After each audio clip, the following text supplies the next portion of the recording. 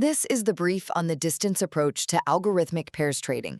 Basically, this statistical arbitrage method hunts for two price series that historically move together, letting you profit from temporary divergences without relying on overall market direction. First, how do we actually find these pairs? Traders use min-max normalization to scale historical prices between 0 and 1. Think of it like putting two differently sized runners on the exact same track so you can accurately compare their strides. Once scaled, we use squared Euclidean distance to measure the gap between price paths, finding the closest match during a formation window. Second, you've got to calculate the spread.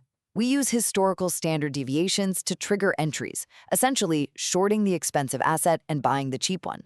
Traders filter pairs by industry or zero crossings, which counts how often the spread flips back to zero. But listen, just because a pair has a ton of historical zero crossings, it absolutely does not guarantee future mean reversion. And unlike the Pearson approach, which correlates returns, this focuses entirely on price paths. Third, to crunch this data, Rust is totally the tool of choice. Its explicit ownership and concurrency allow for rapid parallel pair scans, and SIMD, single instruction, multiple data, accelerates the math after profiling. But hey, lightning-fast Rust code is completely useless if your strategy is flawed. You've got to watch out for look-ahead bias, brutal transaction costs, and regime changes. And remember, this framework is absolutely not financial advice. Ultimately, while the distance approach mathematically identifies relative pricing opportunities, true success relies on strict out-of-sample validation and risk management.